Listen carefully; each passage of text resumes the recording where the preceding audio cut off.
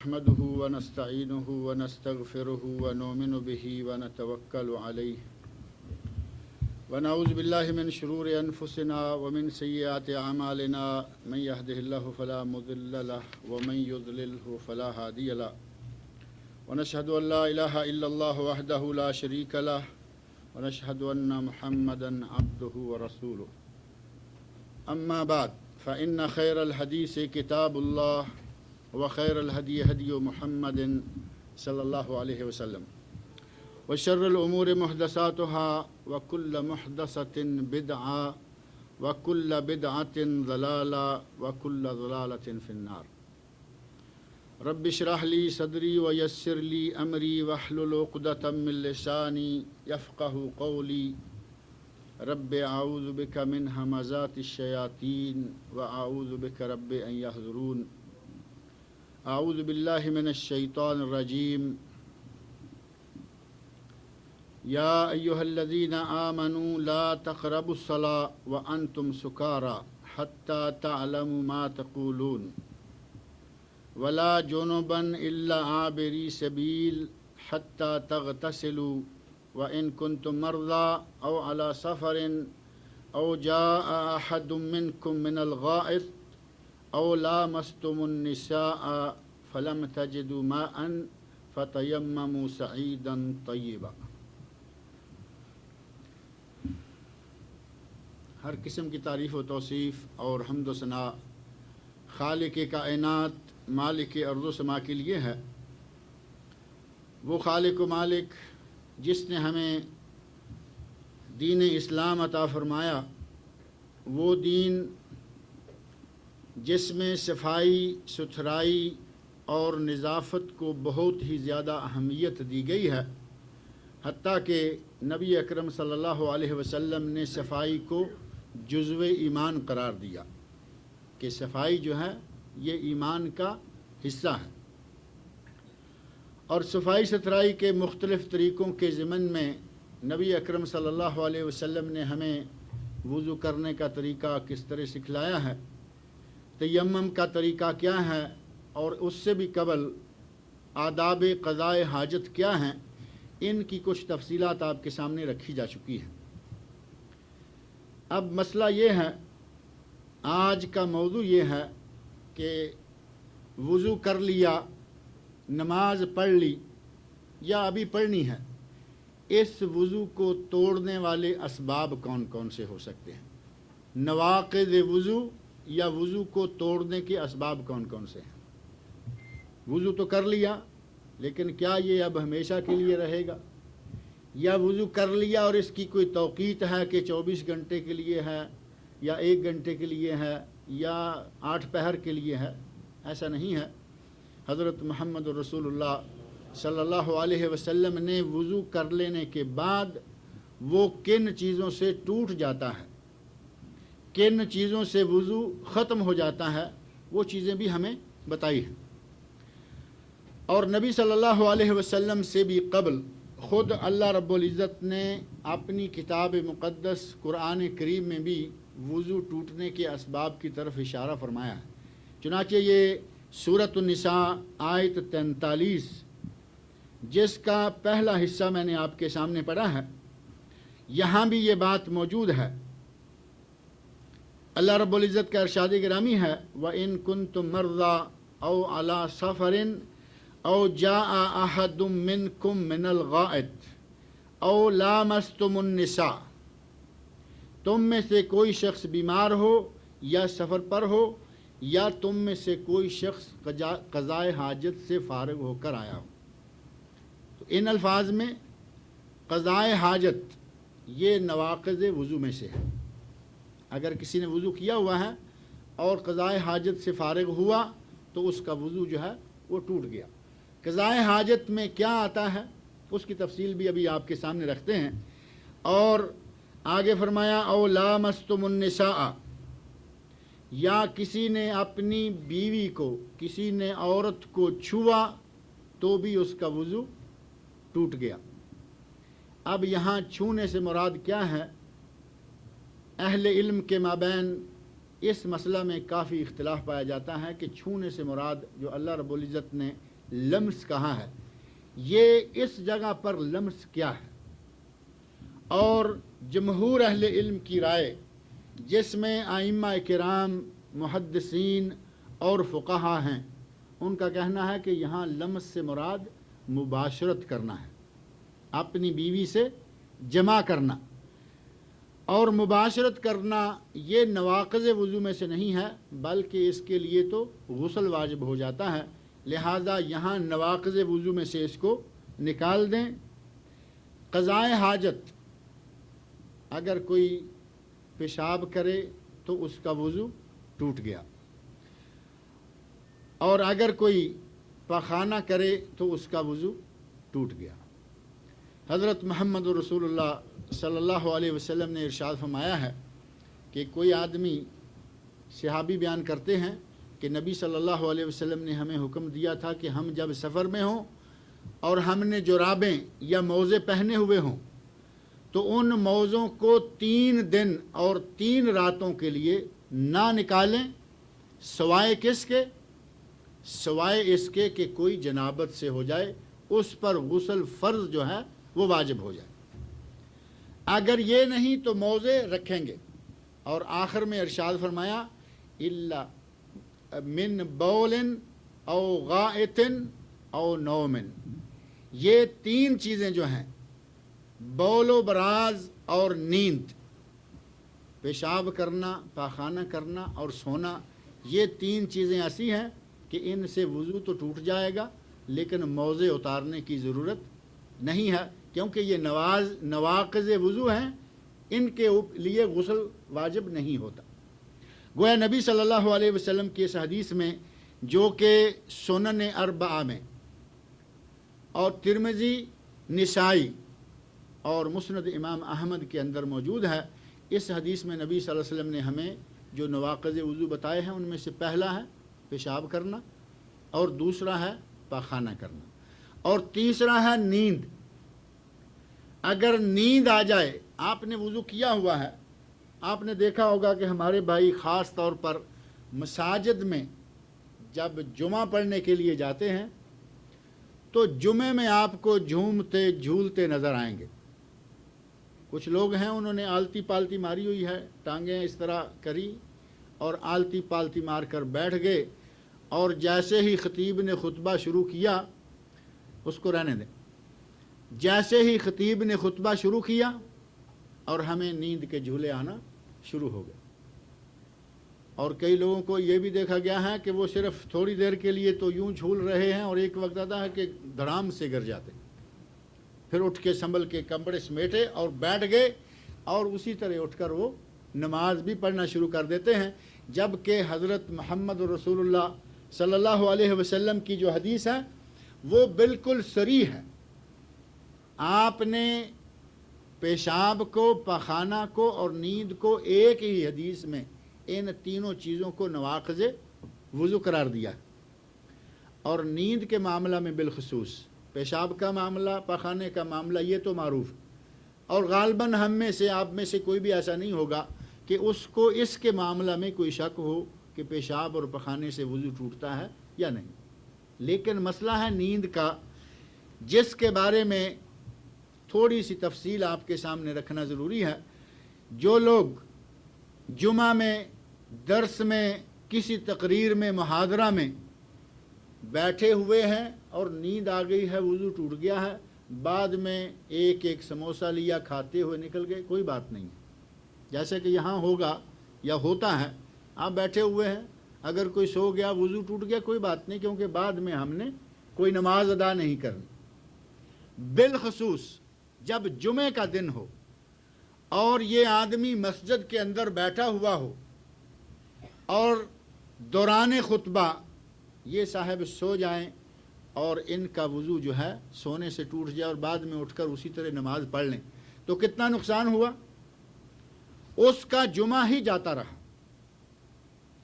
اور اس نیند کے بارے میں ہمارے لوگوں نے ایک مسئلہ عام مشہور کر دیا ہے کہ اگر کوئی آدمی بیٹھا ہوا سو جائے تو اس کا وضو نہیں ٹوٹتا، بیٹھے بیٹھے سو گیا اس کا وضو نہیں ٹوٹتا، لیٹ کر سو جائے گا تو پھر اس کا وضو ٹوٹے گا۔ حالانکہ یہ تقسیم جو ہے یہ ہمارے عام مولویوں کی بنائی ہوئی ہے۔ احادیث میں بالکل واضح طور پر مطلق کلمہ آیا ہے نیند کا۔ نیند آ گئی، وضو ٹوٹ گیا، اور نیند کے بعد پھر بعض ائمہ ابو عبید قاسم بن سلام رحمۃ اللہ علیہ بہت بڑے فقیہ، بہت بڑے عالم گزرے ہیں، ان سے نقل کرتے ہوئے علامہ ابن حزم رحمۃ اللہ علیہ نے لکھا ہے اپنی کتاب میں کہ ایک آدمی، واقعہ یہی کہ بیٹھے ہوئے نیند آ جائے تو یہ ناقض نہیں ہے، اس کی رد کرتے ہوئے لکھتے ہیں کہ ایک آدمی جمعے کے دوران میرے پاس بیٹھا ہوا تھا، بیٹھا بیٹھا وہ سو گیا، اتنا سویا کہ بیٹھے بیٹھے اس کی ہوا خارج ہو گئی۔ ساتھ والا آدمی محسوس کر لیا، اس کی بدبو سے محسوس کر گیا، ممکن ہے آواز سے محسوس کر لیا۔ تھوڑی دیر کے بعد جمعے کا وقت قریب ہوا، وہ کہتے ہیں میں نے کہا بھائی وضو کر لو، تو کہتا ہے میرا وضو ہے۔ کہنے لگے کہ تم سو گئے تھے، کہا میں نہیں سویا تھا۔ وہ کہتے ہیں میں نے کہا تمہارا وضو ٹوٹ چکا ہے، وہ کہتا ہے میں حلفیہ کہتا ہوں کہ میرا وضو نہیں ٹوٹا۔ ابو عبید قاسم بن سلام رحمۃ اللہ علیہ جو بہت بڑے محدث، بہت بڑے فقیہ، بہت بڑے عالم ہیں، وہ کہتے ہیں کہ پہلے میں بھی یہ فتویٰ دیا کرتا تھا کہ بیٹھے بیٹھے سو جائے تو اس نیند سے وضو نہیں ٹوٹتا۔ جب یہ واقعہ میں نے خود اپنی آنکھوں سے، اپنے کانوں سے، اپنے سامنے مشاہدہ کر لیا تو میں نے بھی مطلق نیند کو ناقض وضو قرار دینا شروع کر دیا۔ اس کے بعد میں نے جو بھی فتویٰ دیا اس میں یہی کہا کہ نیند مطلق ناقض وضو ہے۔ بیٹھا ہوا سو جائے، ہوش و حواس نہیں ہے، اسے معلوم ہی نہیں میں کس دنیا میں جا چکا ہوں، اب اس کا وضو کس طرح مکمل رہ سکتا ہے؟ ہمارے مولویوں نے وہ تقسیم ڈال دی، اگر بیٹھے بیٹھے سو جائے تو وضو نہیں ٹوٹتا، اور اگر پھر ایک اور بھی چیز ہمارے یہاں پڑھائی جاتی ہے، سکھائی جاتی ہے، ایک آدمی بیٹھا ہوا ہے اور بیٹھے بیٹھے سو گیا، اس نے کسی چیز کے ساتھ ٹیک لگا لی، اگر اس کی ٹیک ہٹا دی جائے اور وہ گر جائے تو اس کا وضو ٹوٹ گیا، اور اگر ٹیک ہٹانے پر وہ نہ گرے تو اس کا وضو قائم ہے۔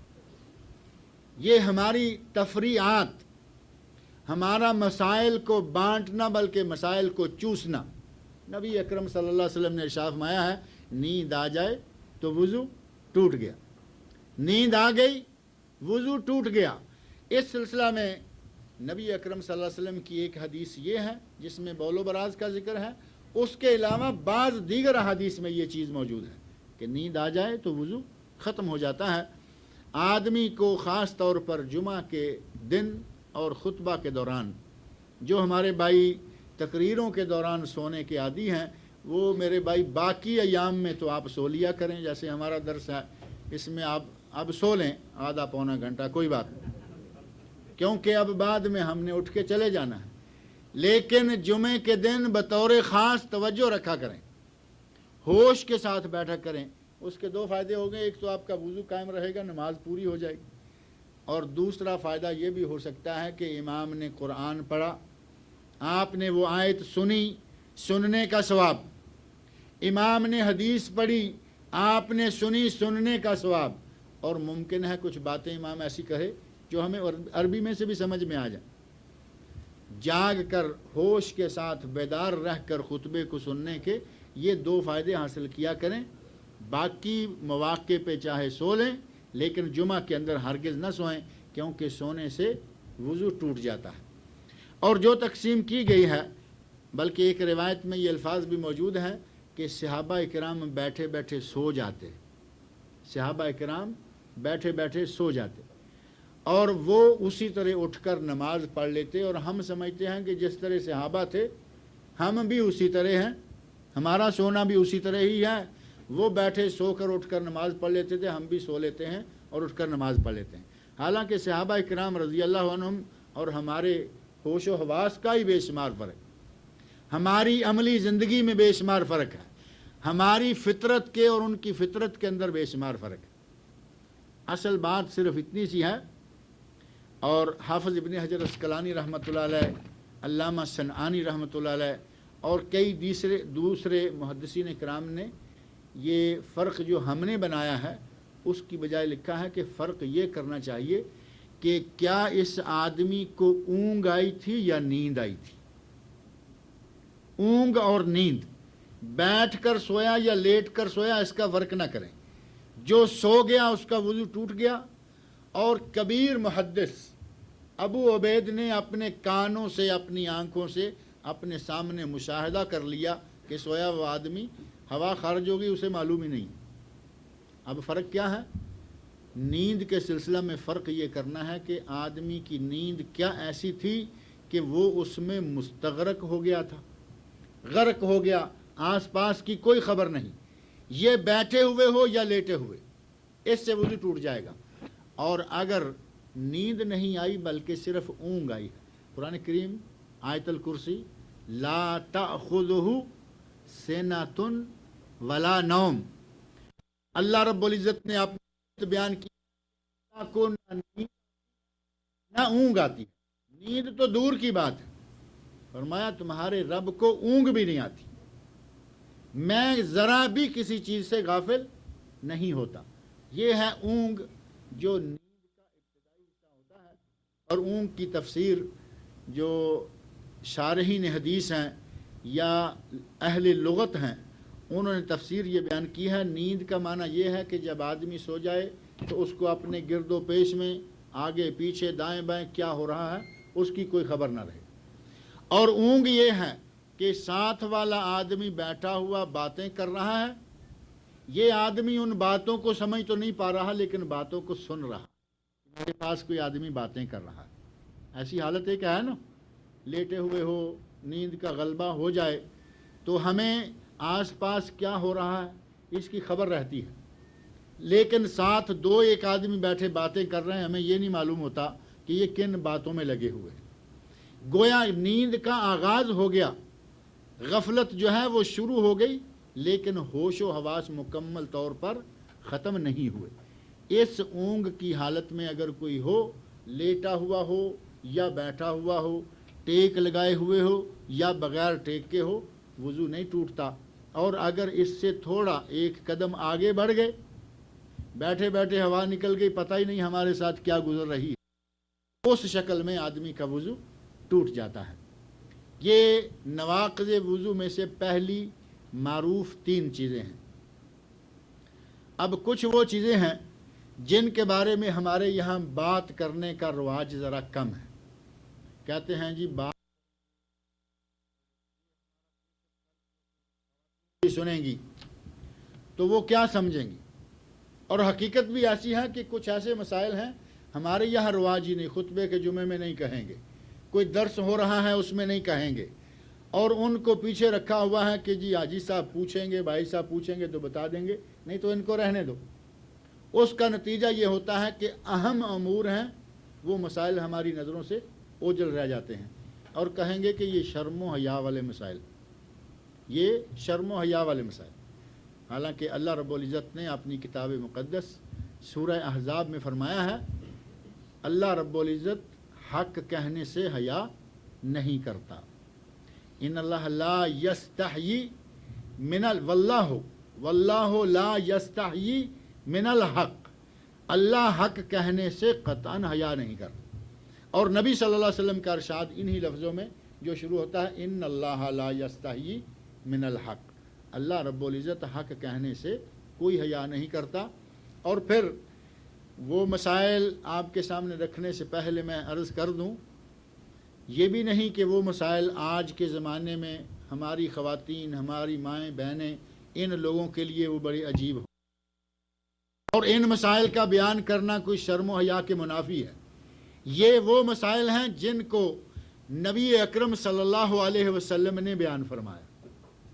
کیا نعوذ باللہ نبی صلی اللہ علیہ وسلم کسی سے حیا میں کم تھے؟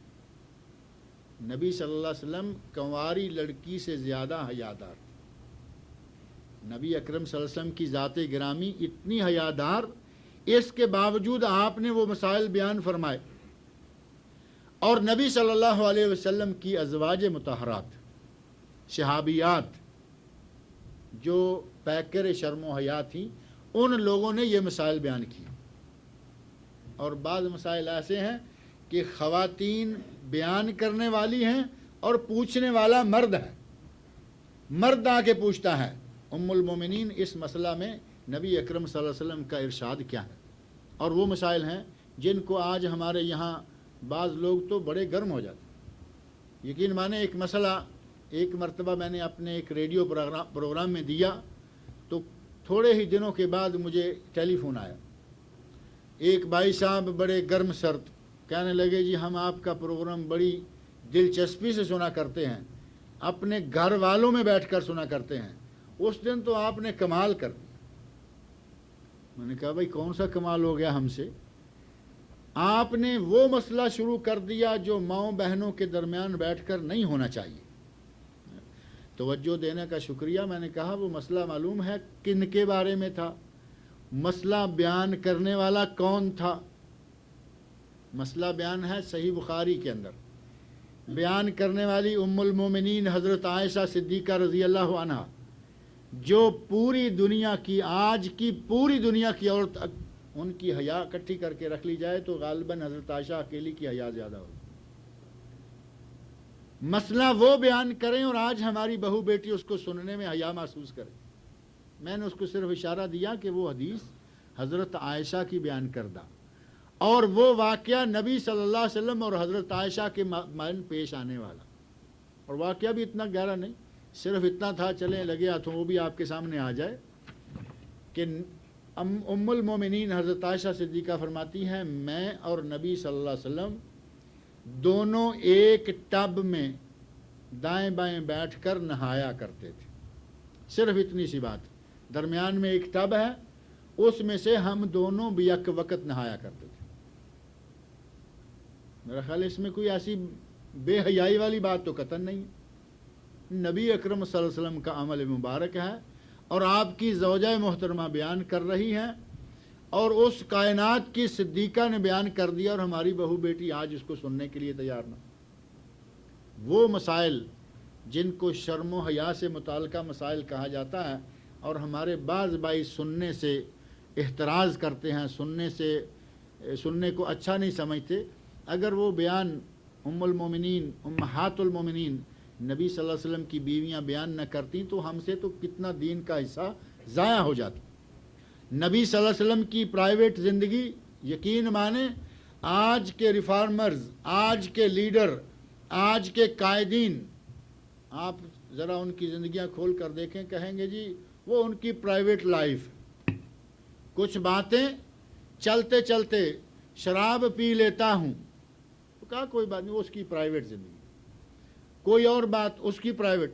نبی اکرم صلی اللہ علیہ وسلم کی زندگی پبلک اور پرائیویٹ ساری کی ساری پوری امت کے سامنے۔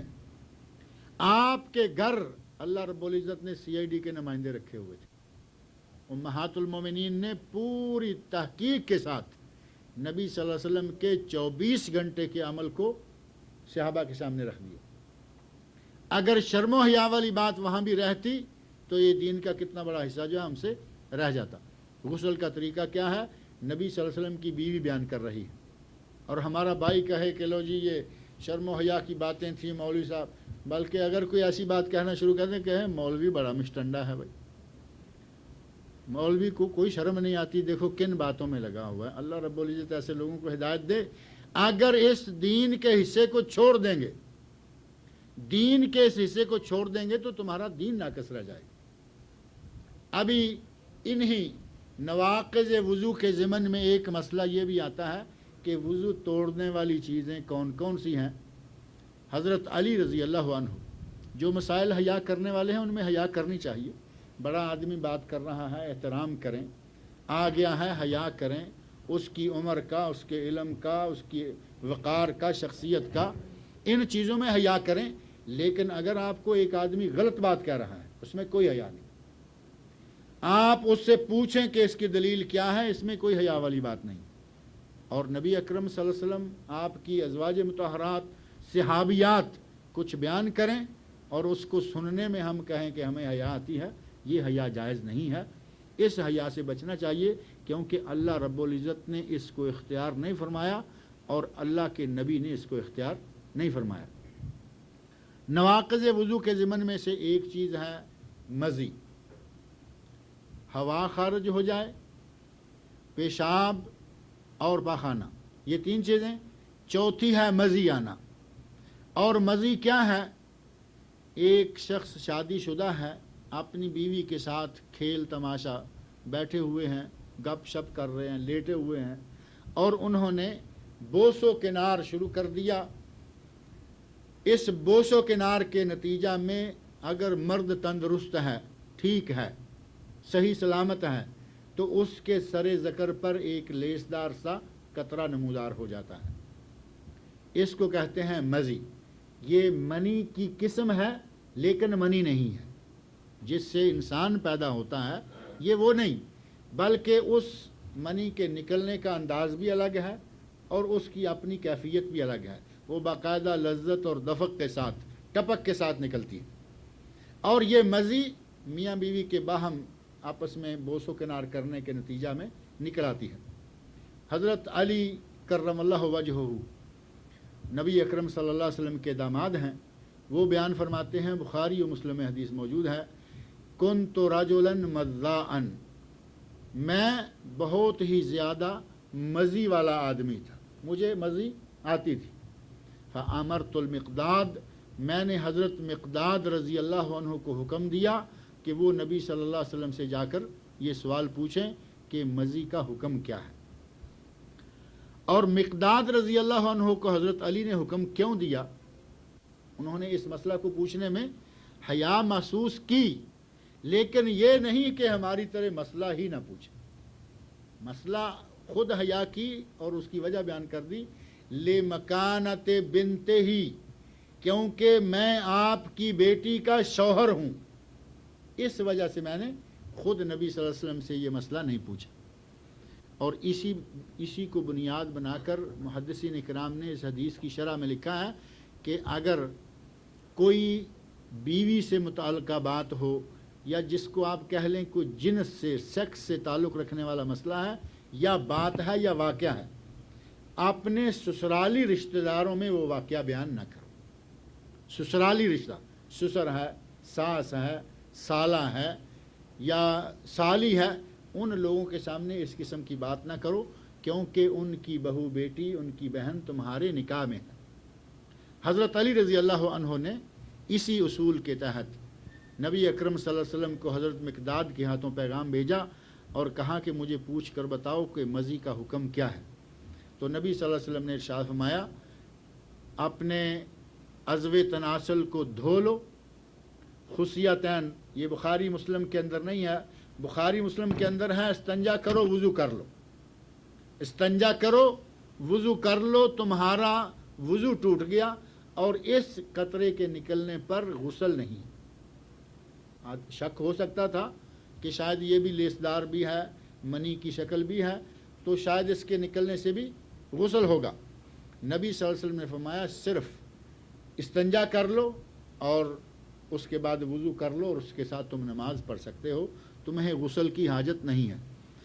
اور ابو داود کے اندر اسی طرح مسند امام احمد کے اندر اس حدیث میں تھوڑی سی وضاحت اور بھی ہے کہ آدمی جب مزی دیکھے اس کے بعد اس کو غسل کی حاجت کوئی نہیں ہے، وہ استنجا کرے، اس استنجے میں اپنے ذکر کو اور خصیتین کو، پوری شرمگاہ کو پانی سے دھو لے اور اس کے بعد وضو کر لے۔ اگر کسی کو مزی آ جائے تو اس کا طریقہ یہ ہے، استنجا مکمل کرے، شرمگاہ کو مکمل دھوئے اور اس کے بعد وضو کر لے، اس کا وضو جو ہے وہ صحیح ہے، اس کو غسل کی حاجت نہیں ہے۔ اور شارحین کرام نے اس حدیث کی شرح میں لکھا ہے، اور یہ حقیقت بھی ہے، طبی طور پر بھی ثابت ہے، اور حقائق جو ہیں، مشاہدات جو ہیں وہ بھی موجود ہیں، اس مسئلہ میں مرد اور عورت دونوں برابر ہیں۔ یہ مزی جو ہے صرف مردوں کے ساتھ خاص نہیں ہے، یہ لیسدار مادہ مداعبت کے وقت یا بوس و کنار کے وقت جس طرح مرد کو آ سکتا ہے ایسے ہی عورت کو بھی آ سکتا ہے۔ دونوں میں سے جو بھی محسوس کرے اس کا وضو ٹوٹ گیا، اور اس کے لیے ضروری ہے کہ وہ استنجا کرے اور وضو کر لے۔ اور امام نووی اور بعض دیگر ائمہ نے لکھا ہے کہ یہ مردوں کی نسبت عورتوں میں زیادہ ہے۔ ہم سمجھیں گے کہ شاید یہ صرف مردوں کے لیے ہے، کیونکہ نبی صلی اللہ علیہ وسلم سے پوچھنے والے حضرت علی، اور اس کے جواب میں نبی صلی اللہ علیہ وسلم کا ارشاد جو ہے وہ بھی بظاہر لگتا ہے کہ اپنی شرمگاہ کو دھو لو اور وضو کر لو، بظاہر شاید مردوں کے لیے، جبکہ اطباء اور محدثین کرام شارحین حدیث لکھتے ہیں کہ خواتین میں مردوں کی نسبت یہ مادہ زیادہ ہے اور زیادہ نکلتا ہے۔ اور یہ ذہن میں رکھیں کہ یہ صرف تندرست قسم کے نوجوان قسم کے لوگوں میں، اگر کوئی زیادہ عمر رسیدہ ہے اپنی بیوی سے وہ بوس و کنار کرتا ہے، محسوس کچھ نہیں کرتا، تو پھر اس کو استنجا کرنے کی کوئی ضرورت نہیں ہے، یہ بات بھی ذہن میں رہے۔ یہ ہے مزی۔ اور ایک چوتھی چیز، پانچویں چیز، یہ پانچویں چیز ہے ودی، جو وضو کو توڑ دیتی ہے۔ اور ودی کیا ہے؟ پیشاب سے پہلے یا پیشاب کے بعد سر ذکر پر ایک یا دو قطرہ لیسدار مادے کا نمودار ہو جائے۔ یہ جو پہلی مزی ہے وہ کب آئی ہے؟ جب میاں بیوی نے بوس و کنار کیا، اس میں پیشاب سے کوئی تعلق نہیں ہے۔ اور یہ ودی ہے، اس کا تعلق ہے پیشاب سے۔ پیشاب سے پہلے یا پیشاب کے بعد کچھ لوگوں کو بیماری ہوتی ہے کہ لیسدار قطرہ سا آ جاتا ہے، اس سے بھی وضو ٹوٹ جائے۔ پیشاب نہیں آیا، لیسدار قطرہ آ گیا، اس کا وضو ٹوٹ گیا۔ اب وہ استنجا کرے اور وضو کرے۔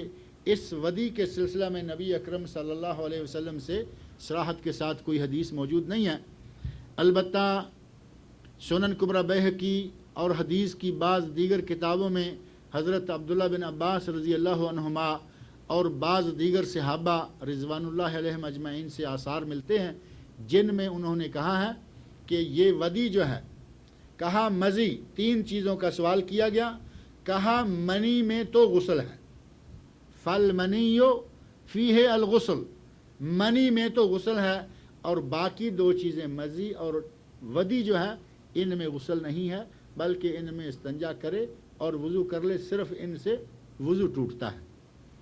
یہ پانچ چیزیں جو نبی اکرم صلی اللہ علیہ وسلم کی احادیث، اور ان میں سے دو چیزیں قرآن کریم کے اندر بھی موجود ہیں کہ جن سے وضو ٹوٹ جاتا ہے۔ ایک چھٹی چیز ہے جس سے بھی وضو ٹوٹ جاتا ہے، اور اس پر اس قرآن کریم کی آیت کا یہ جو لفظ ہے، او لامستم النساء، یا کسی نے اپنی بیوی سے مس کیا۔ اور اس کے علاوہ صحیح حدیث کے اندر یہ موجود ہے، نبی اکرم صلی اللہ علیہ وسلم نے ارشاد فرمایا ہے، اگر کوئی اپنی شرمگاہ کو چھوئے تو بھی وضو ٹوٹ جاتا ہے۔ حضرت نبی صلی اللہ علیہ وسلم کی صحابیہ ہیں بسرا، حضرت بسرا بیان کرتی ہیں، حدیث سنن کے اندر، سنن کتابوں کے اندر موجود ہے، نبی اکرم صلی اللہ علیہ وسلم نے ارشاد فرمایا، من مس ذکرہ، جو آدمی اپنی شرمگاہ کو چھوئے وہ اس وقت تک نماز نہ پڑھے جب تک کہ وہ دوبارہ وضو نہ کر لے۔ ایک حدیث یہ ہے، اور ایک حدیث دوسری طرف ہے حضرت طلق بن علی رضی اللہ عنہ کی، یہ بھی سنن کے اندر موجود ہے۔ اس حدیث کے اندر ہے کہ نبی صلی اللہ علیہ وسلم سے پوچھا گیا، اگر کوئی اپنی شرمگاہ کو ہاتھ لگائے تو کیا اس کا وضو ٹوٹ گیا؟ اس کے جواب میں نبی صلی اللہ علیہ وسلم کے ارشاد کے الفاظ ہیں کہ کیا شرمگاہ جسم کا حصہ نہیں ہے؟ الیس ھو بضعۃ منک، کیا شرمگاہ تمہارے جسم کا حصہ نہیں ہے؟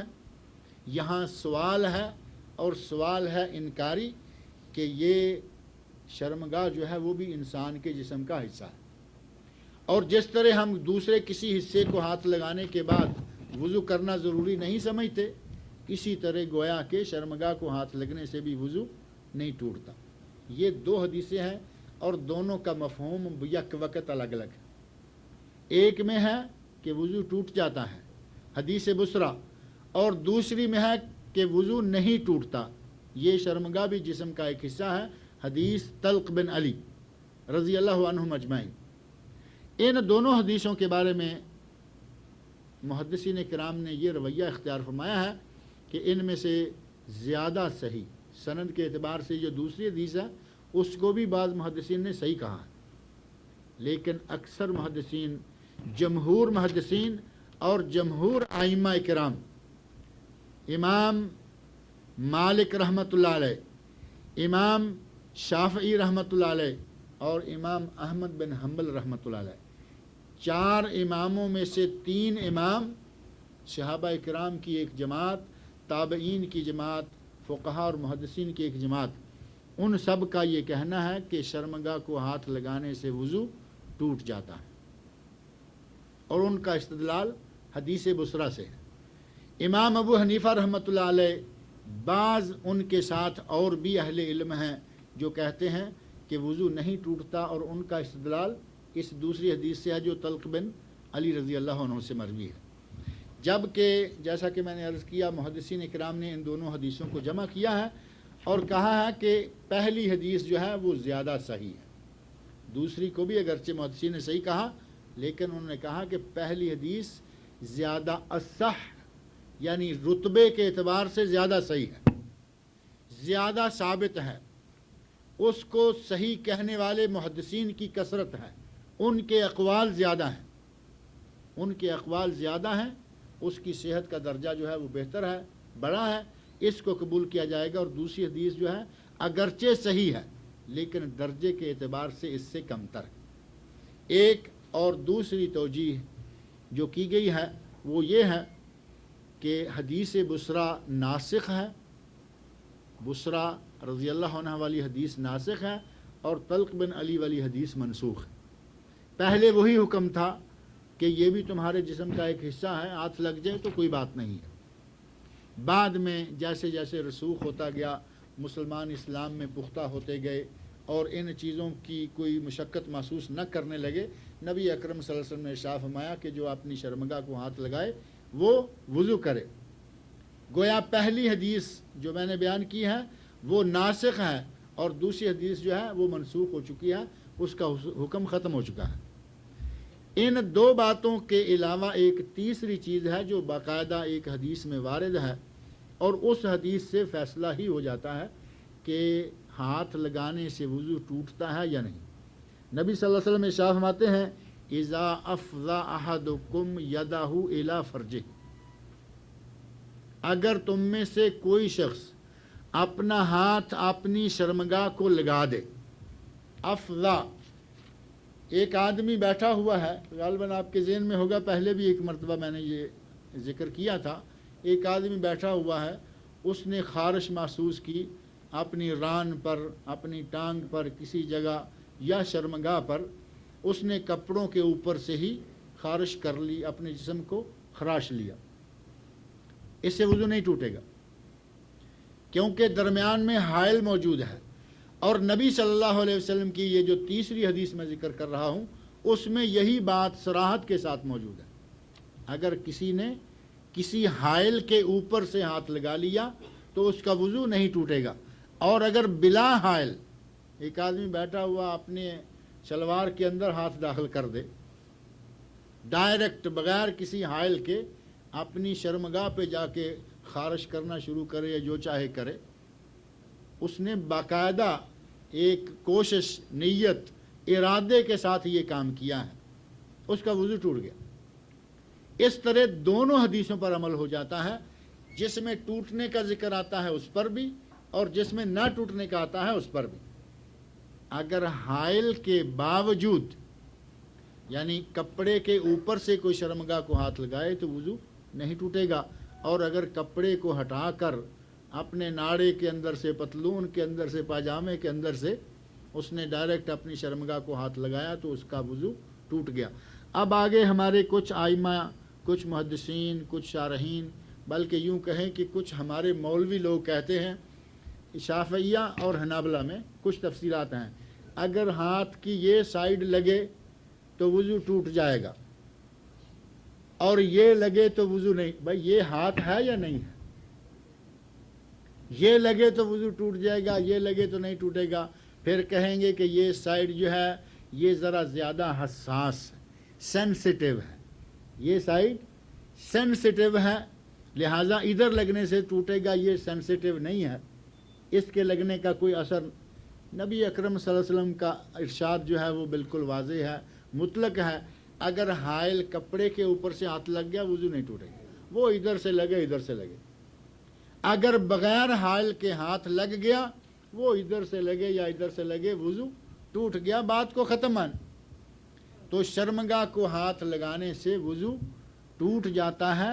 اگر کپڑے کے اوپر سے، حائل کے اوپر سے ہوگا تو پھر وضو نہیں ٹوٹتا۔ اور اگر کسی کی عقل زائل ہو جائے، ساتویں چیز نواقض وضو میں سے ساتویں چیز یہ ہے کہ اگر عقل زائل ہو گئی، کسی آدمی کو وضو کیا ہوا تھا، کلوروفارم دیا گیا، ناک سے جو سنگھاتے ہیں، کلوروفارم دیا، بے ہوش ہو گیا، اس کا وضو ٹوٹ گیا، ہوا نکلی یا نہیں نکلی، پیشاب نکلا یا نہیں، کچھ ہوا یا نہیں ہوا، جب عقل زائل ہو گئی تو اس کا وضو ختم ہو گیا۔ اس بات پر تمام ائمہ، تمام علماء، تمام محدثین سب کا اتفاق ہے، اس میں کسی کو کوئی اختلاف نہیں ہے کہ اگر عقل زائل ہو گئی تو اس کا وضو ٹوٹ گیا۔ اور اس کو محمول کیا گیا ہے مجنون پر۔ مجنون آدمی جو پاگل ہے، اس بیچارے کا وضو کیا ہے، اس کی عبادت ہی کیا ہے؟ بلکہ نبی اکرم صلی اللہ علیہ وسلم کا ارشاد آپ کے سامنے ہے، رفع القلم عن ثلاث، 3 قسم کے لوگوں سے اللہ رب العزت نے گناہ لکھنے کا قلم ہی اٹھا رکھا ہے، وہ کچھ بھی کریں ان کو کوئی گناہ نہیں ہوتا، ان میں سے ایک مجنون بھی ہے۔ الصبی حتی یبلغ یا الصبی حتی یحتلم، بچہ جب تک کہ بالغ نہ ہو جائے اس کا گناہ نہیں لکھا جاتا۔ المجنون حتی یفیق، پاگل آدمی جب تک کہ وہ تندرست نہ ہو جائے اس کا گناہ نہیں لکھا جاتا۔ اور النائم حتی یستیقظ،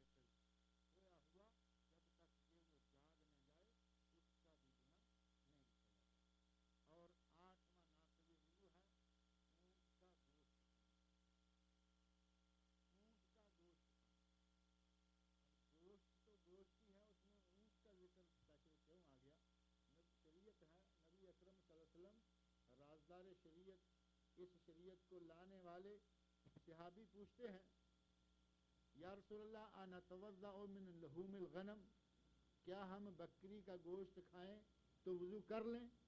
آپ نے ارشاد فرمایا، ان شئت توضأ وان لم شئت لا تتوضأ، اگر چاہو تو وضو کر لو اور اگر نہ چاہو تو وضو نہ کرو۔ یہ ایک حدیث۔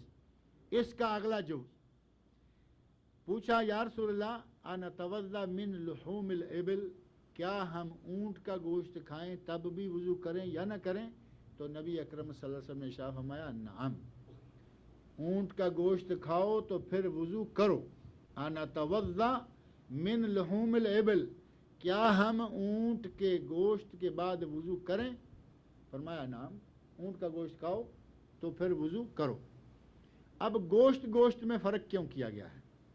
اب یہاں بات سمجھنے کی ہے کہ بکری کا گوشت بھی گوشت ہے، بھیڑ کا گوشت بھی گوشت ہے، گائے کا گوشت بھی گوشت ہے، لیکن اونٹ کے گوشت کو جب باری آئی تو نبی صلی اللہ علیہ وسلم نے کہا وہ گوشت کھاؤ تو وضو کرو۔ اس کی وجہ اگر ایک اور حدیث آپ کے سامنے رکھ دی جائے تو آسانی سے سمجھ میں آ سکتی ہے۔ نبی صلی اللہ علیہ وسلم سے پوچھا گیا، یا رسول اللہ کیا ہم بکریوں کے باڑے میں نماز پڑھ لیں؟ جو مقامات نماز ہیں، جہاں جہاں نماز پڑھنی جائز ہے، پوچھا کیا ہم بکریوں کے باڑے میں نماز پڑھ لیں؟ تو آپ نے ارشاد فرمایا پڑھ۔ پوچھا کیا ہم انصلی فی مبارک الابل، کیا اونٹوں کے باڑے میں نماز پڑھ لیں؟ تو نبی صلی اللہ علیہ وسلم نے فرمایا اونٹوں کے باڑے میں نماز نہ پڑھو۔ جو گوشت کے بارے میں فرق ہے وہی یہاں جا نماز کے بارے میں فرق ہے۔ بھیڑوں کے باڑے میں آپ نماز پڑھیں گے تو آپ کو کوئی بھیڑ کاٹے گی تو نہیں، بھیڑ کوئی آپ کو مار نہیں سکتی، کاٹ نہیں سکتی۔ بعض بکرے ٹکرے وکرے مارتے ہیں، ان کا آپ کو بھی پتہ ہوگا کہ کہاں نماز پڑھنی ہے کہاں نہیں۔ لیکن اونٹوں کے بارے میں نماز پڑھیں تو ان سے یہ خدشہ رہے گا کہ آپ اتحیات بیٹھے ہوئے ہیں، آپ سجدہ میں ہیں، آپ قیام میں ہیں، کب اوپر سے اس کا منہ آئے، آپ کے سر کو دبوچ لے، گردن کو دبوچ لے، کہیں سے بھی وہ آپ کو پکڑ سکتا ہے۔ اونٹ کے گوشت کے اندر، اونٹ کی فطرت کے اندر علامہ ابن قیم رحمۃ اللہ علیہ نے یہ بات واضح فرمائی ہے، کہا نبی صلی اللہ علیہ وسلم نے اونٹ کے باڑے میں نماز نہ پڑھنے کا جو حکم دیا ہے وہ اس لیے ہے کہ اونٹ کی فطرت میں شیطنت ہے۔ اونٹ حلال ہے، گوشت کھا سکتے ہیں، نبی صلی اللہ علیہ وسلم نے کھایا، نبی صلی اللہ علیہ وسلم نے 100 اونٹ قربانی کیا حجۃ الوداع کے موقع پر، حلال ہے، جائز ہے، لیکن اس کی فطرت میں شیطانی پائی جاتی ہے، اس لیے فرمایا کہ اس کے باڑے میں نماز نہ پڑھو، کہیں تمہاری نماز کے دوران وہ کوئی اور کھیل نہ رچا دے، اور اس کا گوشت کھاؤ تو چونکہ وہ گوشت منہ میں بھی گیا ہے، ہاتھوں کو بھی لگا ہے، اور اس کے گوشت میں، اس کی فطرت میں، اس کے جسم میں شیطانی اثرات موجود تھے، لہذا بہتر ہے کہ آپ اونٹ کا گوشت کھائیں تو اس کے بعد دوبارہ وضو کر لیں۔ ایک تیسری حدیث ہے جس کو پیش کیا جاتا ہے اور کہا جاتا ہے کہ نہیں جی، گوشت چاہے کوئی بھی ہو، اس کے کھانے کے بعد وضو کرنے کی کوئی ضرورت نہیں ہے۔ پہلے نبی صلی اللہ علیہ وسلم نے شروع اسلام میں کہا تھا کہ اگر کوئی آگ کا پکا ہوا کھانا کھائیں تو اس کے بعد وضو کر لیں، محض ہاتھ دھو لینا اور کلی کر لینا کافی نہیں ہے۔ اور آخر الامرین، صحابی بیان کرتے ہیں نبی صلی اللہ علیہ وسلم نے ہمیں جو آخری حکم ارشاد فرمایا، اس میں فرمایا کہ آگ کی پکی ہوئی چیز کھا لینے کے بعد وضو کرنا ضروری نہیں ہے، پہلے کہا وضو کیا کرو، اور اس کے بعد وضو نہ کرنے کی اجازت دے دی کہ وضو بے شک نہ کیا کرو۔ کچھ لوگوں نے کہا کہ چونکہ آخر الامرین یہ ہے کہ آگ کی پکی ہوئی چیز سے وضو نہیں ہے، لہذا گوشت جو اونٹ کا ہے وہ بھی آگ پہ پکتا ہے، اس کے بعد بھی وضو کرنے کی ضرورت نہیں ہے، جبکہ علامہ ابن قیم اور بعض دیگر محدثین کرام نے اس کا جواب یہ دیا ہے کہ نبی صلی اللہ علیہ وسلم نے ایک مطلق حکم دیا کہ آگ پر پکی ہوئی چیز کھانے کے بعد وضو کرنے کی ضرورت نہیں ہے، لیکن اس حدیث میں خاص اونٹ کا گوشت کھانے کے بعد وضو کرنے کا حکم دے دیا، گویا کہ اس میں عموم ہے، عام حکم ہے، اور اونٹ کا گوشت کھانے کے بعد خاص حکم ہے کہ اس کے بعد آپ وضو کر لیا کریں۔ یہ چیزیں ہیں جن کے بعد نبی اکرم صلی اللہ علیہ وسلم نے فرمایا ہے کہ آپ کو وضو کرنا ہوگا، آپ کا وضو ٹوٹ جاتا ہے۔ یہ نواقض وضو حضرت محمد رسول اللہ صلی اللہ علیہ وسلم سے ثابت ہیں۔ اگر ہماری زندگی میں چونکہ ان چیزوں کا سابقہ پڑتا ہی رہتا ہے، ہماری اپنی زندگی میں کیا، ہماری روزمرہ میں کوئی چیز کھانے سے تعلق رکھتی ہے، کچھ یہ بیماریاں ہیں، ان بیماریوں کے ساتھ ہی ایک چیزیں اور بھی ذکر کر دوں، اور ایک 10ویں چیز مستقل جو نواقض وضو میں ہے وہ ہے خون استحاضہ۔ استحاضہ ایک بیماری ہے جو عورت کو ہوتی ہے۔ حیض کا خون جو ہے وہ مہینے میں 5 دن، 7 دن، 10 دن، اس کا ایک خاص پیریڈ ہے جس کو مینسز پیریڈ کہا جاتا ہے۔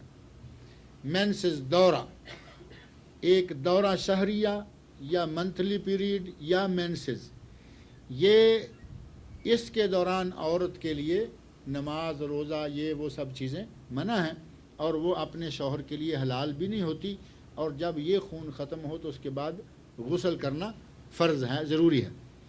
جبکہ ایک خون اور ہے جو عورت کو ان ایام کے بعد بھی آتا رہتا ہے، اس کا نام ہے استحاضہ، اور استحاضہ کا حکم یہ ہے کہ اس خون سے وضو ٹوٹ جاتا ہے۔ اور حکم کیا ہے؟ حضرت فاطمہ بنت ابی حبیش رضی اللہ عنہا ایک صحابیہ ہیں، وہ کہتی ہیں کہ یا رسول اللہ میرا وضو قائم نہیں رہتا، مجھے استحاضہ ہے تو میں کیا کروں؟ نبی صلی اللہ علیہ وسلم نے ارشاد فرمایا یہ حیض نہیں ہے، انما ہوا عرق، یہ ایک بیماری ہے، عرق ہے، بیماری ہے، کوئی رگ ہے جو پھٹ جاتی ہے اور یہ خون جو ہے عورت کو بہتا رہتا ہے۔ جب تمہارے ایام ماہواری یا مینسز کے دن جو پہلے ہوا کرتے تھے یا عادتاً ہوتے ہیں 1 ہفتہ یا 10 دن، وہ گزر جائیں تو غسل کرو، اس کے بعد تم وضو کرو اور نماز پڑھو۔ ہر نماز کے لیے وضو کرنا ہوگا، یہ نہیں ہے کہ ایک مرتبہ وضو کر لیا دوسرے لوگوں کی طرح اور 5 نمازیں پڑھ لیں، بلکہ اس استحاضے کی شکل میں ضروری ہے کہ ہر نماز کے ساتھ وضو کیا جائے، نماز کے متعلقہ اذکار، نماز کے بعد جو آپ عادتاً تلاوت کیا کرتے ہیں وہ تلاوت، یا کچھ سنتیں اور نوافل آپ پڑھتے ہیں وہ پڑھ لیں، اس کے بعد جب آپ نماز سے ہٹ گئے آپ کا وضو ختم ہو گیا۔ اس کی احتیاط نبی صلی اللہ علیہ وسلم نے دی، وضو کر لیا کرو اچھی طرح، کوئی کپڑا، جیسے آج کل کچھ پیمپر ٹائپ چیزیں نکلی ہوئی ہیں، اپنے اس خون سے بچنے کے لیے احتیاطی تدبیر کر لو، اور تمہارا وضو جو ہے وہ ایک ایک نماز کے لیے صحیح ہے، اس کو 2 نمازوں کے لیے تم استعمال نہیں کر سکتی ہو۔ ایک چیز اس کے ضمن میں اس پر ہی محمول کرتے ہوئے محدثین کرام اور فقہا نے لکھا ہے کہ اگر کسی کو سلسل بول کی بیماری ہے، پیشاب ہے وہ آتا ہی رہتا ہے، قطرہ قطرہ قطرہ کر کے گرتا رہتا ہے، اس کا حکم بھی استحاضہ والی عورت کا ہے کہ وہ ہر نماز کے ساتھ وضو کرتا رہے، اور اپنے اوپر والے لباس، شلوار ہے، پتلون ہے، پاجامہ ہے یا تہبند ہے، حسب عادت جو بڑا کپڑا یا اوپر کا کپڑا استعمال کرنا ہے اس کے نیچے انڈر ویئر وغیرہ استعمال کرے، تاکہ جو قطرہ گرتا ہے وہ انڈر ویئر تک رہے، باہر کا کپڑا جو ہے وہ صاف رہے۔ سلسل بول، اور ایک ہے سلسل ریح، کسی کو یہ بیماری بھی ہوتی ہے اور ہو سکتی ہے، وہ اپنی ہوا پر قابو نہیں رکھ سکتے، ہوا جو ہے وہ مسلسل تھوڑی تھوڑی خارج ہوتی رہتی ہے، اس کا حکم بھی استحاضہ والا ہے۔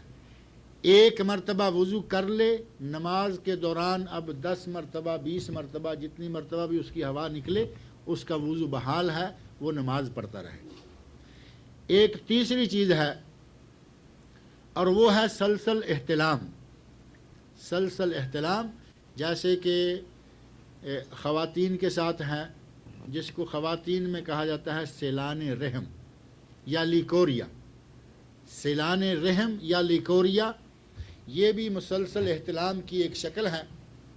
اس میں بھی خاتون کے لیے ضروری ہے کہ وہ ہر نماز، جس کو سیلان ہو، لیکوریا کی بیماری ہو، وہ عورت ہر ایک نماز کے لیے الگ الگ وضو کرتی رہے، اس کا ایک وضو کئی نمازوں کے لیے کافی نہیں ہوگا۔ نبی اکرم صلی اللہ علیہ وسلم کی صحابیات میں کئی صحابیات ایسی تھیں جن کو یہ استحاضہ کی بیماری تھی۔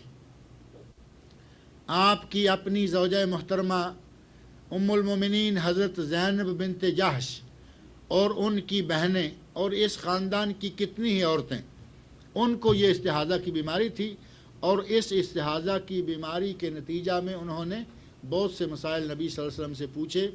اس استحاضہ میں عورت اپنے شوہر کے لیے حلال ہوتی ہے، خون آ رہا ہے لیکن وہ شوہر کے لیے حلال ہے۔ اس استحاضہ کی حالت میں اللہ رب العزت چاہے تو وہ اس عورت کو بچہ بھی دیتا ہے، کیونکہ یہ حیض کا خون نہیں ہوتا۔ یہ چند مسائل تھے ضروری جن کا تعلق ہے، جن سے وضو ٹوٹ جاتا ہے۔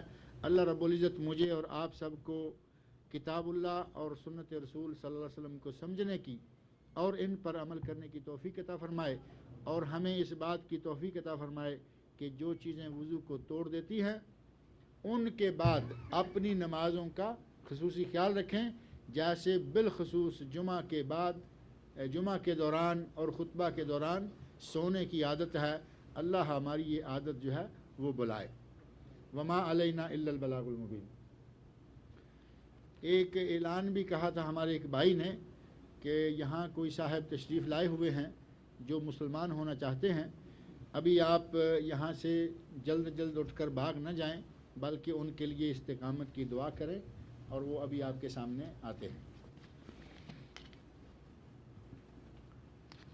سوال ہے کہ ایک شخص کو استطاعت ہے 100 روپے اللہ کی راہ میں خرچ کرنے کی، دوسرے شخص کو استطاعت ہے 10 روپے اللہ کی راہ میں خرچ کرنے کی، دونوں اپنی استطاعت کے مطابق خرچ کرتے ہیں۔ اب سوال یہ ہے کہ کیا دونوں اجر کے اعتبار سے برابر ہیں یا نہیں؟ آپ خرچ کریں گے اپنی استطاعت کے برابر، اور اللہ رب العزت کے پیمانے جو ہیں وہ اللہ رب العزت کی اپنی ذات کے برابر ہیں۔ وہ چاہے تو کم پیسوں والوں کو اجر زیادہ عطا فرما دے، کیونکہ وہ مالک ہے، وہ خالق، اور اجر کا تعلق تقوی سے بھی ہے۔ میں نے اعلان کر دیا ہے، اجر کا تعلق جو ہے وہ تقوی سے ہے، دل سے ہے۔ ایک آدمی نے 1,00,000 ریال خرچ کر دیا لیکن دل میں ریاکاری موجود ہے، اس کو کوئی ثواب نہیں ملے گا۔ دوسرے نے 1,00,000 نہیں صرف 10 ریال خرچ کیے لیکن دل میں تقوی ہے، خالص اللہ کی رضا مقصود ہے، اس کو ثواب اس 1,00,000 والے سے زیادہ ملے گا۔ یہ اللہ رب العزت کے ہاتھ میں ہے۔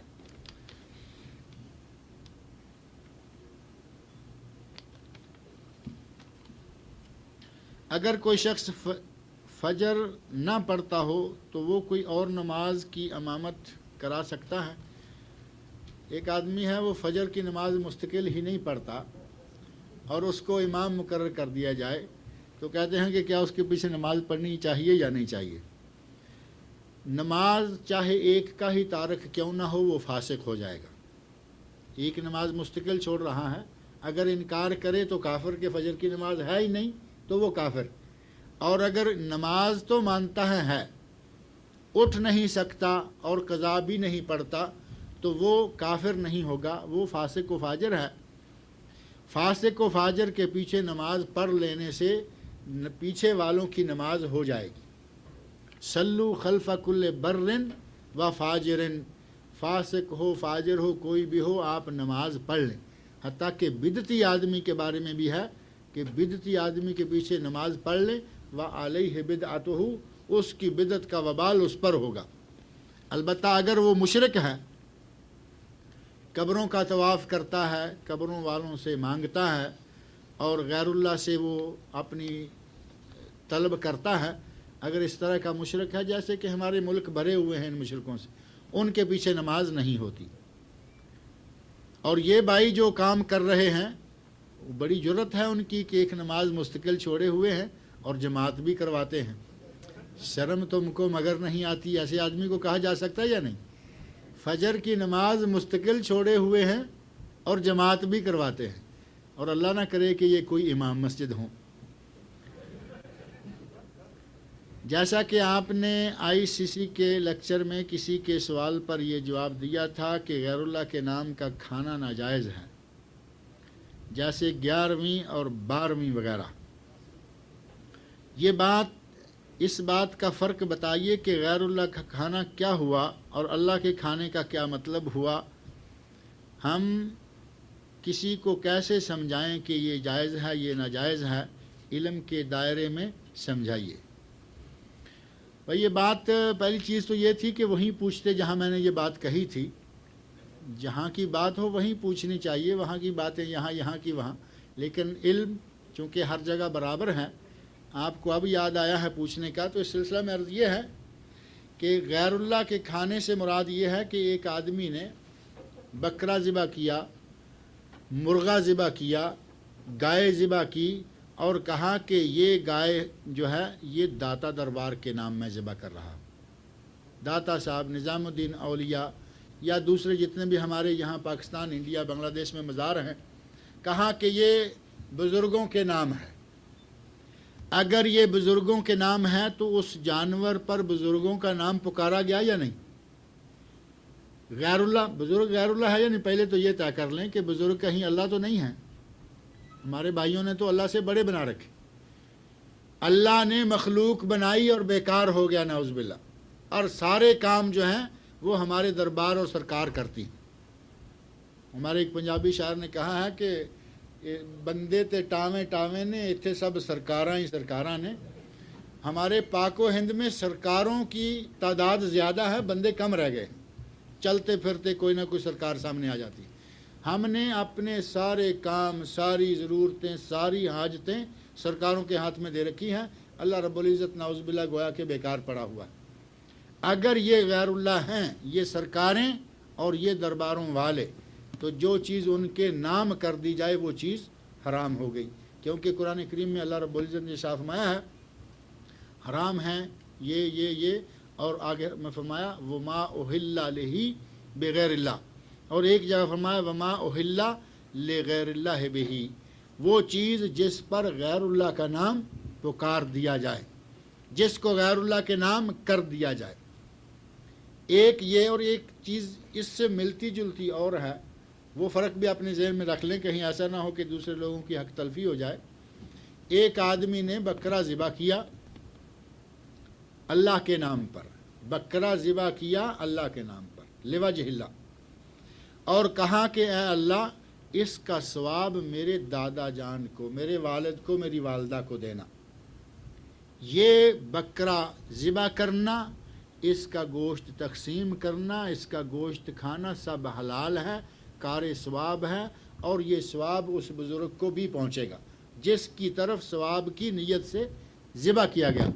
لیکن ذبح کرتے وقت یہ نہیں کہا کہ یہ میرے دادے کے نام، بکرا اللہ کے نام، اللہ سے دعا ہے اللہ اس کا ثواب میرے دادے کو بھیج۔ یہ ہے فرق ایک چیز پر غیر اللہ کا نام لینا اور ایک چیز پر اللہ کا نام لینا، لیکن اس کا ثواب کسی۔ ہمارے کچھ بھائی کہتے ہیں جی وہ حرام کیسے ہو گئی؟ غالباً ہمارے بھائی کا سوال بھی انہی لوگوں سے تعلق رکھتا ہے۔ کہتے ہیں حلال کیسے ہو گیا؟ بکرا میں نے خریدا، میرے پیسے حلال تھے، بکرا تندرست تھا، صحیح تھا، حلال جانور ہے، جب ہم نے ذبح کیا تو بسم اللہ اللہ اکبر بھی پڑھا، تو وہ حرام کیسے ہو گیا؟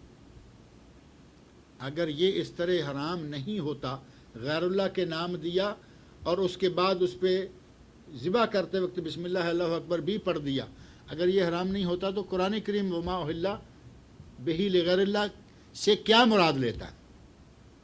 اس سے مراد صرف یہی ہے کہ بکرا ذبح کرتے وقت آپ چاہے پورا قرآن پڑھ جائیں، چاہے آپ بسم اللہ اللہ اکبر اور ساری دعائیں مانگ جائیں، اگر یہ بکرا آپ نے غیر اللہ کے نام کیا ہوا ہے کہ یہ ہمارے پاکستان کے ضلع گجرات میں کچھ گائیں پھرتی ہیں، گجرات والا کوئی یہاں شاید ہے یا نہیں، گجرات والے بابا جان کی گائیاں ہیں، کچھ لوگوں کی بکریاں ہوں گی، کچھ مزاروں والوں کے اونٹ ہوں گے، کچھ مزاروں والوں کی کوئی اور چیز ہوگی۔ یہ جانور ہیں جو حرام ہیں، یہ ہیں جن پہ غیر اللہ کا نام لیا جا چکا ہے۔ اب ان بکریوں کو، ان گائیوں کو، ان اونٹوں کو آپ بسم اللہ اللہ اکبر پڑھ کر ذبح کریں گے تب بھی یہ حرام رہیں گے۔ ان بزرگوں کی گائیاں ہیں بازار میں چلتی پھرتی، جس کی سبزی جس کا فروٹ کھاتی پھرتی، دور والے تو بڑا احترام کرتے ہیں کہ یہ بابا صاحب کی گائیں ہیں، اور جو لوگ بیچارے روزانہ اپنی سبزی خراب کرواتے ہیں وہ بابا جان کی گائیوں کو جوتے بھی مارتے ہیں، ڈنڈے بھی مارتے ہیں، کہیں گے کہ بابا جان کی گائیاں ہر وقت ہماری سبزی خراب کر رہی۔ ایک احترام بھی دل میں رکھتے ہیں کیونکہ وہ مشرکانہ نظریات ہیں، جب اپنے مال کا نقصان ہوتے دیکھتے ہیں تو پھر تکلیف بھی ہوتی ہے، پھر ڈنڈا بھی اٹھا لیتے ہیں۔ نبی صلی اللہ علیہ وسلم نے قربانی کا جانور خریدتے وقت کہا کہ کانوں کو دیکھو اچھی طرح، کان اس طرح نیچے سے اس طرح کٹا ہوا نہ ہو، کان اس طرح چرا ہوا کٹا ہوا نہ ہو، کان کے اندر گول سوراخ نہ ہو۔ یہ تین چیزیں کان میں چیک کرنے کا حکم کیا، صرف اس لیے کہ اس زمانے میں کچھ درباروں پر، کچھ مزاروں پر، کچھ بڑوں پر ایک باقاعدہ ان کے اپنے اپنے ٹریڈ مارک ہوں گے۔ جیسے آج کے مین کا اپنا ٹریڈ مارک ہے، کسی کا ٹریڈ مارک ہے یہاں سے کاٹنا نیچے سے، کسی کا ٹریڈ مارک ہوگا نیچے سینٹر سے چیر دینا، اور کسی کا اسپیشل اپنا ہوگا مطالبہ کہ بھائی ہمارے نام جو جانور کرو گے اس کے کان میں سوراخ کرنا۔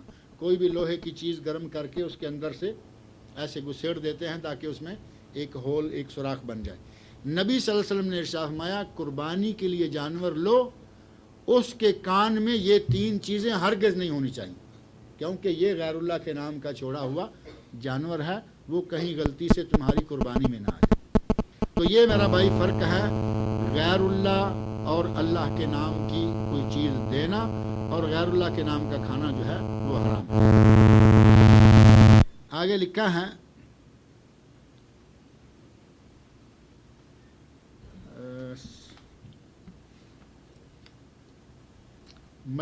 مزی میں کپڑے پر دھبا یا جو گیلا پن کپڑے پر آیا اس کو بھی دھونا ضروری ہے؟ بھائی اس کو بھی دھو دیں۔ مزی جو آج کے درس کے سلسلہ میں ہی تھا، کپڑے پہ مزی یا کچھ ایسا نشان آ گیا ہے اور گیلا ہے، اس کو دھو دیں تاکہ کپڑا جو ہے وہ پوری طرح صاف ہو جائے۔ یہاں ایک چھوٹی سی بات، یہ عورت کا لفظ آیا تو میرے ذہن میں ایک بات اور آ گئی ہے جو آج کے درس سے ہی متعلقہ ہے۔ یہ بات تو آپ کے سامنے احادیث کی روشنی میں آ گئی کہ شرمگاہ کو ہاتھ لگانے سے وضو ٹوٹ جاتا ہے۔ عورتوں کے لیے ایک باعث توجہ چیز یہ ہے کہ بڑے لوگوں کو، خواتین ہو یا مرد ہوں، وہ تو سب برابر ہیں۔ پہلی چیز یہ کہ وہ اور بڑا ہو یا چھوٹا ہو۔ یہ میں خاص طور پر چھوٹے کے سلسلے میں تھوڑی وضاحت کرنا چاہتا ہوں کہ ہماری مائیں بہنیں، ہماری بہو بیٹیاں جو بال بچے والی ہیں، انہوں نے وضو کیا ہوا ہوتا ہے، بلکہ بسا اوقات ایسا بھی ہوتا ہے کہ نماز پڑھ رہی تھی، بچے نے پاخانہ وغیرہ کر دیا، پیمپر وغیرہ کوئی نہیں تھا، اسی وقت اٹھی، بچے کو پکڑا، اس کو دھویا۔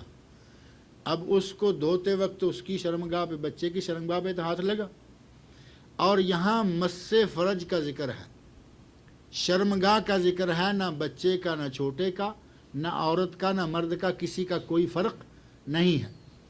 لہٰذا بڑے بڑے ائمہ اور بڑے بڑے فقہاء میں سے اکثر نے کہا ہے کہ وجوباً عورت جب بچے کو دھوئے تو اس کے بعد وہ وضو کرے، اس کا وضو ٹوٹ گیا۔ اور کچھ لوگوں نے کہا کہ یہاں وہ چیز نہیں ہے جو بڑے کی شرمگاہ میں ہوتی ہے، اس کو وجوباً وضو کا نہیں کہنا چاہیے۔ بہرحال اگر اس بات کو بھی مان لیا جائے تو کم از کم استحباباً اور علی وجہ الاحتیاط، احتیاطاً ضروری ہے کہ کوئی عورت اپنے بچے کو دھوئے تو اس کے بعد وہ اپنا وضو جو ہے وہ دوبارہ کر لے۔ ایک عورت کا اپنے بچے کی شرمگاہ کو ہاتھ لگنے سے، یہ وہی سوال پورے کا پورا ہی آ گیا ہے، مجھے صرف عورت سے ہی بات آئی تھی ذہن میں۔ عورت کا اپنے بچے کو دھونے سے وضو ٹوٹ جاتا ہے، اس کو چاہیے کہ وہ وضو کر لے، وجوباً نہ صحیح، استحباباً اور احتیاطاً ہی صحیح۔ کیا شراب پینے سے وضو ٹوٹ جائے گا؟ بڑے بہادر ہیں بھائی،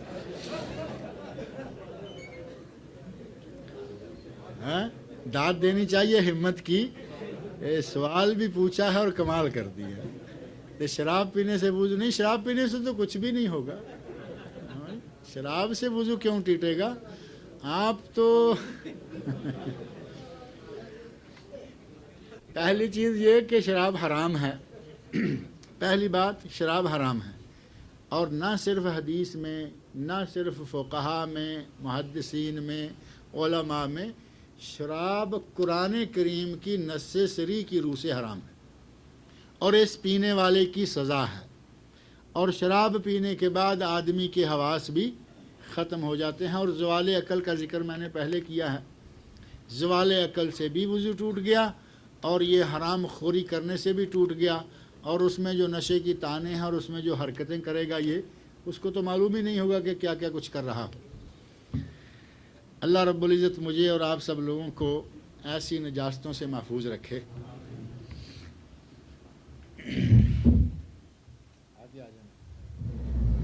یہ آپ کے بھائی ہیں، ہمارے بھائی ہیں آج سے سب کے، ان کو اللہ رب العزت نے یہ توفیق عطا فرمائی ہے کہ انہوں نے اپنے سابقہ دین کو چھوڑا ہے اور دین اسلام کو برضا اور رغبت قبول کیا ہے۔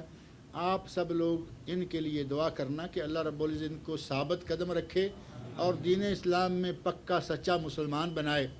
ہمارے جو عام فصلی قسم کے یا خاندانی باقاعدہ رجسٹرڈ مسلمان ہیں، ان کی طرح کا مسلمان نہیں، پکا سچا اور باقاعدہ فاعل مسلمان، ایکٹیو مسلمان بنائے۔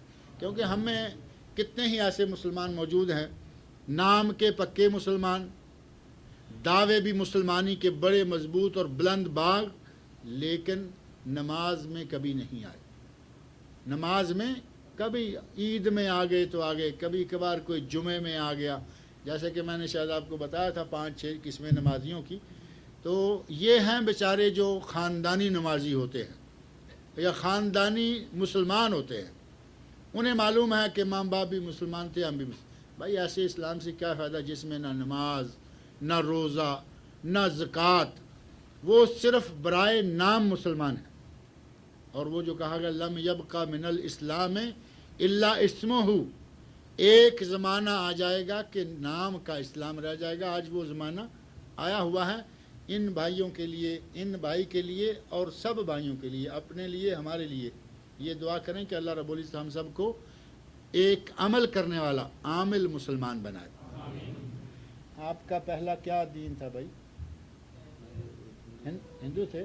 اللہ رب العزت آپ کو ثابت قدم رکھے۔ آپ اپنا نام بھی بدل رہے ہیں؟ ہاں، اچھا ماشاءاللہ، انہوں نے اپنا نام پسند فرمایا ہے عبداللہ، بہت خوبصورت نام ہے، جیسا کہ صحیح احادیث کے اندر موجود ہے، حب الاسماء اللہ تعالی عبداللہ و عبد الرحمن، اللہ کو سب سے پیارے نام ہیں جو دو، ان میں سے پہلا ہے عبداللہ اور دوسرا ہے عبد الرحمن، تو اللہ نے ان کو دو پیارے ناموں سے بھی پہلا نام عطا فرما دیا ہے اور انہوں نے اپنا نام رکھ دیا ہے عبداللہ۔ اردو اچھی طرح معلوم ہے؟ تھوڑی تھوڑی آتی ہے؟ ہندی آتی؟ ہندی اردو ایک ہی ہوتی ہے نا، اور ہمارا عادتاً ایسا عموماً ہوتا ہے، کہیں گے کہ اردو آتی ہے تو کہیں گے نہیں آتی، اور ہمارے ساتھ باتیں بھی کرتے رہیں گے، تو یہ ہندی اردو ایک ہی چیز ہے۔ اور یہاں کلمہ پڑھ لیا ہے، پڑھنا ہے ابھی پڑھنا ہے۔ آپ میرے ساتھ ساتھ، میں چھوٹا چھوٹا کر کے ایک لفظ کر کے کہتا ہوں، آپ میرے پیچھے پیچھے کہتے جائیں۔ اشہادو، ذرا صاف اور بڑے آرام سے، بغیر گھبراہٹ کے، ہم آپ کے بھائی ہیں، یہ سارے آپ کے بھائی ہیں، ٹھیک ہے؟ اس میں گھبرانے والی کوئی بات نہیں ہے، تاکہ الفاظ صاف رہیں، اور یہ اسلام میں دخول کی پہلی شرط ہے، اس کے بعد آپ مسلمان ہو جائیں گے انشاءاللہ۔ اشہادو ان لا الہ الا اللہ و اشہدو و اشہدو و اشہدو ان محمدن عبدہ و رسولہ، ثبتک اللہ علی الاسلام۔ آپ سب دل کی گہرائیوں سے اس بھائی کے لیے دعا فرمائیں کہ اللہ رب العزت ان کو ثابت قدم رکھے اور پکا اور سچا مسلمان بنائے۔